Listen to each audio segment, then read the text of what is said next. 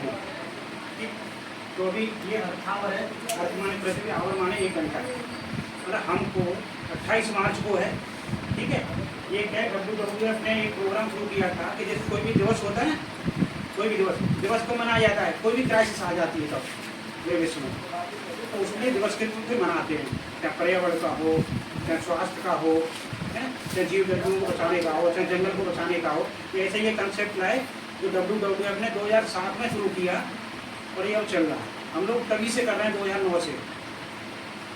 तो पहले MP में करते थे, अब यहाँ करते। तो मैं अभी जो बताने आए हैं कि जो अर्थ मतलब हमारा जो वातावरण है पूरा ये गर्म हो चुका है। गर्म किस लिए हुआ है, पहले ये कारण पता होना चाहिए कि गर्म होने के पीछे कारण क्या है कि हमारे ग्रीन हाउस गैसें होती हैं। आप लोग ग्रीन हाउस गैसें होती हैं, कार्बन डाइऑक्साइड, मीथेन और नाइट्रस ऑक्साइड। ठीक, और भी हैं, और भी जैसे बादल भी कभी बहुत ज़्यादा बादल हो जाते हैं तो गर्मी हो जाती है। ऐसे जो धूल के कण बहुत ज़्यादा जमा हो गए उससे भी ग्लोबल वार्मिंग हो जाती है। मतलब ग्लोबल वार्मिंग होती है लेकिन वो गर्म करता है वातावरण को। तो धीरे धीरे पहले हमारे वातावरण में कार्बन डाइऑक्साइड की मात्रा कम थी। तो हमारी फैक्ट्रियाँ लगी थी तो वातावरण में कार्बन डाइऑक्साइड मात्रा मतलब 2 से 80 ppm थी। लेकिन अब वो बढ़ते बढ़ते जैसे ही फैक्ट्री लगी, गाड़ियाँ चली, है ना, लोगों ने जंगल काटना शुरू किया, ये सब हुआ, फिर कोयला जलना शुरू हुआ, ये सब पूरा। तो जब सब क्या ये ईंधन होता है, सब में कार्बन होता है। जब कार्बन जलता है तो कार्बन डाइऑक्साइड गैस निकलती है और carbon dioxide green house gas होती है।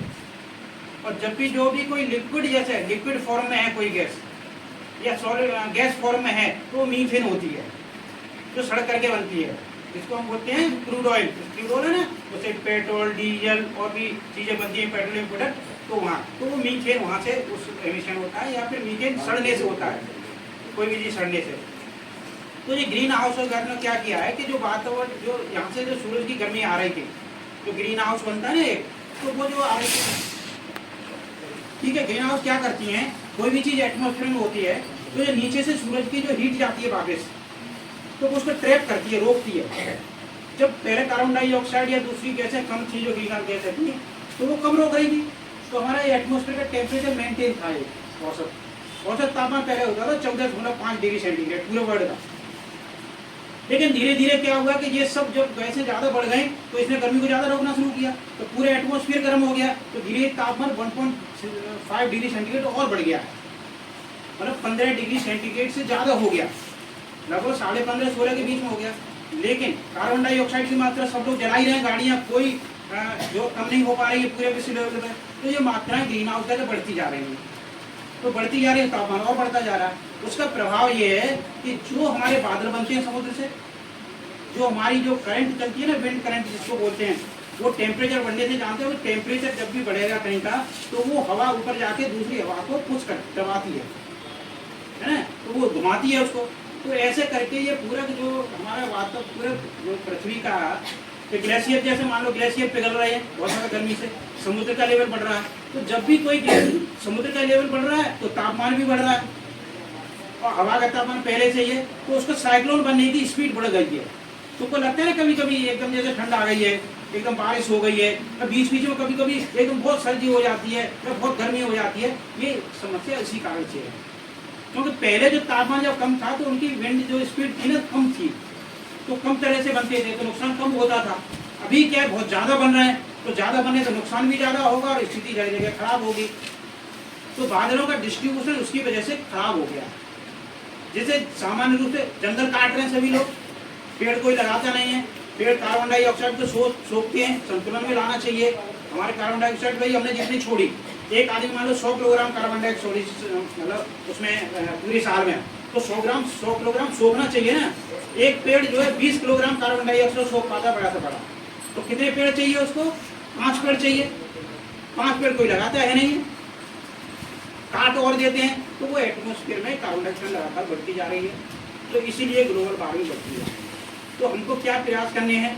हमको ये प्रयास करने, सिंपल फॉर्मूला है कि अगर हम प्रयास करने हैं छोटे से बचपन से लेके कोई भी हो, पढ़ा अनपढ़ छोटा बड़ा, उसको एनर्जी कंजर्वेशन पर ध्यान देना। तो सब चीज पृथ्वी पे जो भी है क्या है, एनर्जी है, किसी न किसी फॉर्म में एनर्जी है। तो हमको उसको जैसे बिजली है, बिजली किससे बनती है? ज़्यादा कोयले से, गैस से, और जो है हमारा पेट्रोल डीजल से बहुत कम, जनरेटर वगैरह में इनमें यूज होता है, तो उससे जो होती है। तो हमें ये जो कैसे, जैसे कोयला है या ये है, तो पेट्रोल डीजल है, तो इससे जितना ज़्यादा जलाएंगे उतनी कार्बन डाइऑक्साइड ज़्यादा निकलेगी। 1 लीटर पेट्रोल फूकने में ये आवाज़, जैसे मतलब कोई भी फालतू में मोटरसाइकिल घुमाई या कार घुमाई किसी ने, 1 लीटर से 3 किलोग्राम लगभग कार्बन डाइऑक्साइड निकल जाती है 1 किलो पेट्रोल से। मतलब लीटर में कर लो या किलो में कर लो, लीटर में करेंगे तो थोड़ा सा कम होता है। ऐसे ही डीजल से, ऐसे ही गैस से, जो हम गैस चलाते हैं जो उससे, तो सबका यही है कि जिसमें धुआं नहीं निकलता, कम धुआं निकलता है, उसमें कार्बन डाइऑक्साइड सबसे ज़्यादा निकलती है। और जिसमें धुआं निकलता है उसमें वैसे पॉल्यूशन होते हैं, जैसे कार्बन जली नहीं, वो उड़ती है, छोटे छोटे कण उड़ते हैं, तो उसमें ऊर्जा, जो हीट ऊर्जा होती है वो कम होती है, लेकिन कार्बन डाइऑक्साइड की उसमें मात्रा कम होती है, क्योंकि वो जल नहीं पाएगी। कार्बन ऑक्सीजन से रिएक्शन करेगी तभी तो कार्बन डाइऑक्साइड बनेगी। अब उसने रिएक्शन नहीं किया तो उतनी कार्बन डाइऑक्साइड नहीं बनी। लेकिन पेट्रोल और डीजल और गैस, तो इनमें क्या है, पूरी जल जाती है, थोड़ा बहुत बचती है, तो पता है वो तो दिखता ही नहीं है, तो उसमें कार्बन डाइऑक्साइड बहुत निकलती है। तो हमको एनर्जी का कंजर्वेशन करना है, पानी का कंजर्वेशन करना है। पानी आगे चल के नहीं मिलेगा, प्योर पानी नहीं मिलेगा, कंटेमिनेटेड पानी मिलेगा, तुम्हें साफ लगेगा, लेकिन वो पॉल्यूटेड वाटर होगा हमारा। तो पूरा एनर्जी की वजह से हम ये पूरा ब्रह्मांड हो रहा है, पूरा ब्रह्मांड नहीं मतलब हमारा पृथ्वी का पूरा हवामंडल। और तरह तरह की बीमारियां, जैसे हमें कोई प्लास्टिक जला देते हैं, कोई भी कर देते हैं, एक प्लास्टिक जहाँ से प्रोडक्शन होता है और जहाँ एंड जलाने तक 6 किलोग्राम कार्बन डाइऑक्साइड निकलती है 1 किलोग्राम प्लास्टिक से। अब कोई रोकने का नाम नहीं ले रहा है।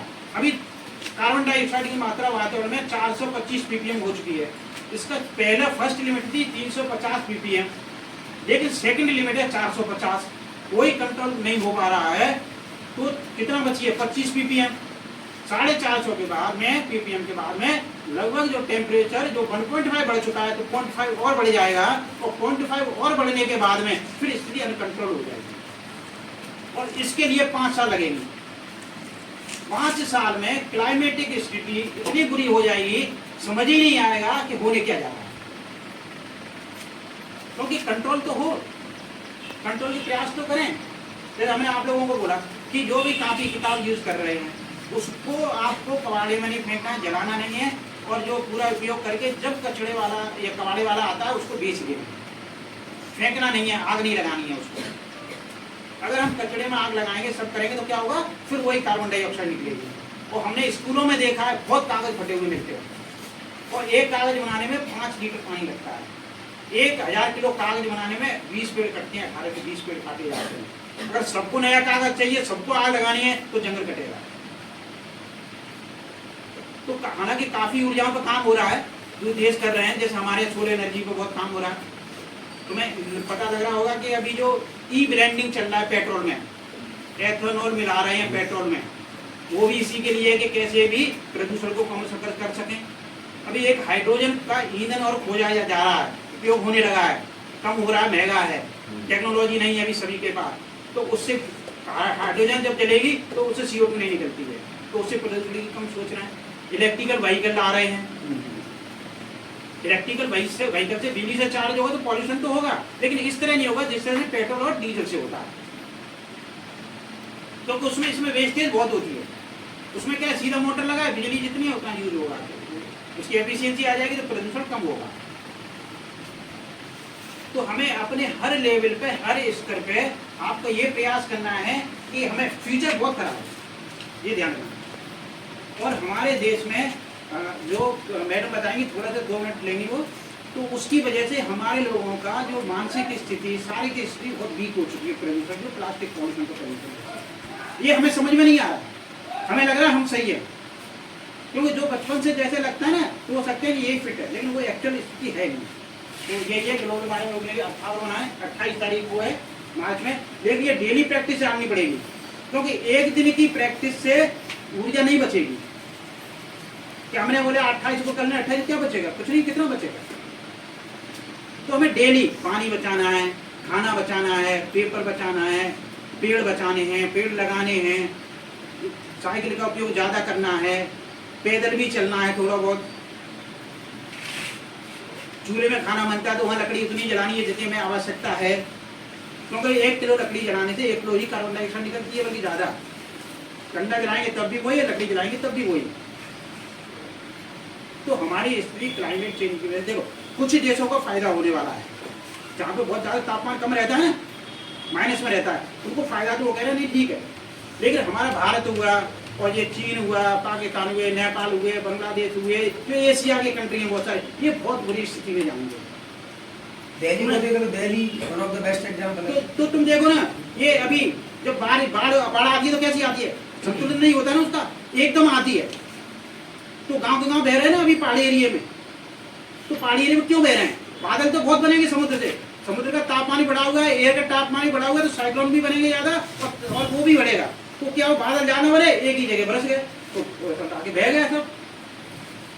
तो ये अपने अपने लेवल में आप लोग कोशिश करना कि हम किसी भी तरह से ये न कह पाए कि हमें पता नहीं था और हमने कोशिश नहीं करी। आप घर में बोलना इसे बताएं। मैडम भी पॉलीथीन के बारे में बताएंगी जो आप बता रहे हैं फ्लैश घर से उत्तरकाशी से आप आगे से स्थिति खराब जो बड़ा जो धराली विलेज था, हाँ। 40 सेकंड रह गया था। इससे ज्यादा और नहीं। अभी स्थिति देखना, मैंने 5 साल का रोट दिया ना, 2030 के बाद 2030 का कंट्रोल नहीं होगा। या तो सूखा होगी, बीमारियां होंगी इससे, या फिर बाढ़ और वही होगा कि सब बह गए।